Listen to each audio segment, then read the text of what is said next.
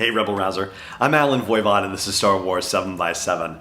We're at episode number 1744. Thank you so much for joining me for it. This is the official episode that is recapping the top stories from day 2 of Star Wars Celebration Chicago. And I will tell you that if you want to get deeper into any of these topics, then please check out the bonus episodes that I've done about each of the 3 main stories, which would be the release of the Rise of Skywalker trailer and the Vader Immortal panel and the Lucasfilm Publishing panel. So there are deeper episodes that really get into the details of those. And additionally, there will be a trailer breakdown episode for the Rise of Skywalker coming soon. It's not ready yet, I'm sorry to say, but it is coming, I promise you. And there are going to be some very interesting details in there. So obviously that was the big bit of news, is the debut of the teaser for episode 9, which is entitled The Rise of Skywalker. And as I have said in other places, on social media, on live broadcasts and so forth, how can this be the end of the Skywalker saga if they're going to call the movie The Rise of Skywalker? Well, I have a theory about that, and we're going to get to that a little bit later. But we did find out some very intriguing things about The Rise of Skywalker during that panel, including the fact that something that we've been wondering about has been somewhat verified, all right? I'm using that very carefully. We know that it's not going to take place immediately after the events of The Last Jedi. They've said that some time has passed. How much time, we don't necessarily know for sure. So, there is that. But some amount of time has passed. The trailer also gave us a look at Leia and Rey in a wonderful embrace, and Rey, Daisy Ridley, crying in the midst of that embrace. So we actually get to see what Leia looks like depicted just very briefly in The Rise of Skywalker. And J.J. Abrams talked about the fact that it was just absolutely, utterly remarkable how they were able to look at the footage that they had and see a way through to be able to tell the story of the Rise of Skywalker and do it in a way where they could use the footage that they had from previous movies, particularly from The Force Awakens, and weave it into the story that they were actually telling for the Rise of Skywalker, and how it just seemed to, by somehow, I'm categorizing it as divine intervention, because that's essentially what it sounds like, how it has just seemed to amazingly work out. And especially even, this wasn't depicted anywhere, but in scenes with Carrie's daughter, Billie Lourd. So that is probably going to be even more of a tearjerker when we get to see that on screen. Also during the panel, we did not get confirmation as to whether Naomi Ackie's character is a daughter or the daughter of Lando Calrissian. And I say a daughter because when asked point blank if that was the case, she said in response that, Lando was a very charming guy and that it's entirely possible that he could have kids in multiple places across the galaxy. So not exactly a denial, but not exactly a confirmation either, but certainly a very funny observation, one of the better ones of the whole panel, I would say. Additionally, there was no hint about how love triangles are going to be resolved or anything like that. In fact, at some point, they refer to it as a love pentagon. So yeah, there's no new stuff there. Although Daisy really did confirm that there will not be a semi-naked Kylo Ren anywhere in the movie. And of course, Oscar Isaac had to jump in and say, no, it's full nudity. No, you got to up the ante from the last movie, which of course it's not going to be like that.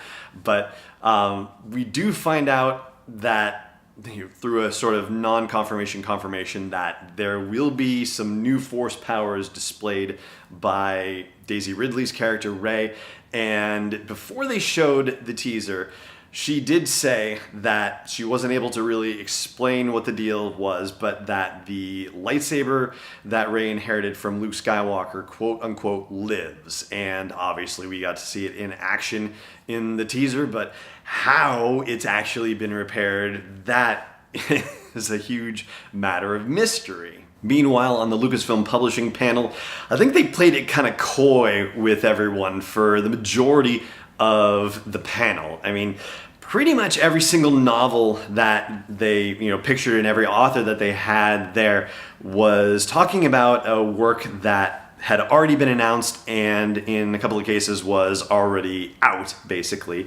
And so they still had some announcements, and a lot of them were either children's books or nonfiction books, if you will.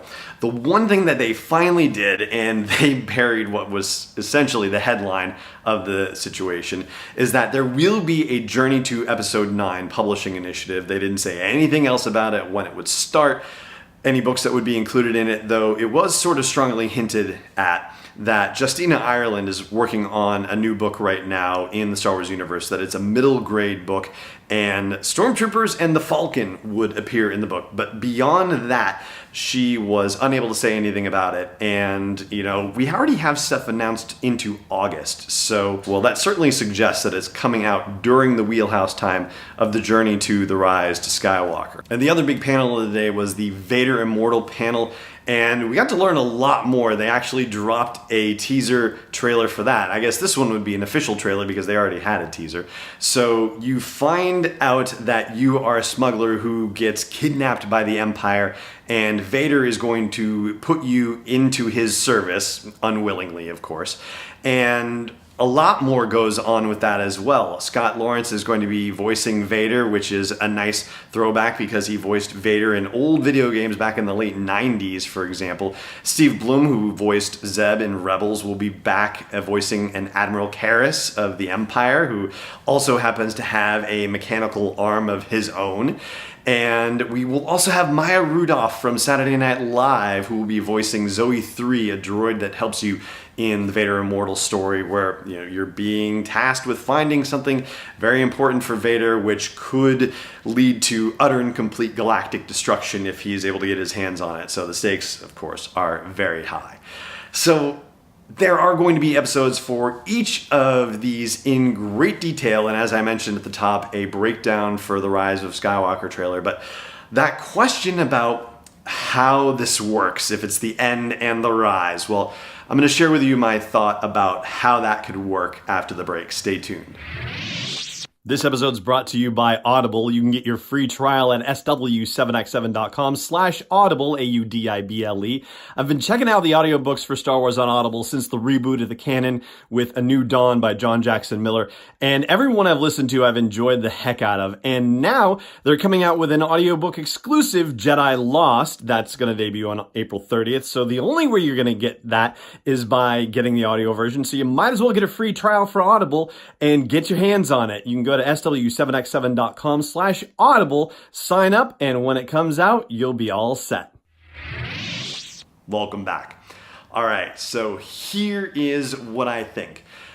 I know that Luke said in The Last Jedi that he would not be the last Jedi, okay?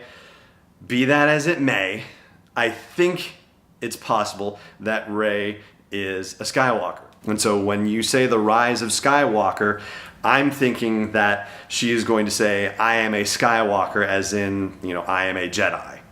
Like Skywalker is going to be the name of whatever this new group of light side Force users is that are going to be brought to bear against the dark side of the Force and against the First Order. So that is my theory on the use of Skywalker in this particular case, and how it could be the Rise of Skywalker when they keep saying it's the end of the Skywalker saga, because they're talking about Skywalker saga as in about this family, but the Rise of Skywalker being the rise of a new type of Force user. And so that's my theory on the subject, and I'd love to hear what you think about that. So please do chime in wherever you happen to catch this episode, if it has a comment section, and if it doesn't, then just come to home base for the show at sw7x7.com and let me know what you think.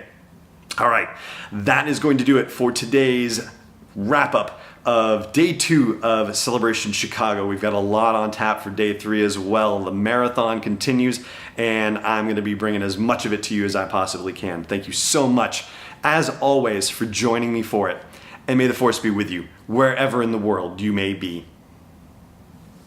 Is not endorsed or sponsored yet by Lucasfilm Limited, Disney, or 20th Century Fox. It is intended for entertainment and information purposes only. Star Wars, the Star Wars logo, all names and pictures of Star Wars characters, vehicles, and any other related Star Wars items are registered trademarks and/or copyrights of Lucasfilm Limited or their respective trademark and copyright holders. May the Force be with them. All original content is copyright 2019 by Star Wars 7x7. We hope you love it.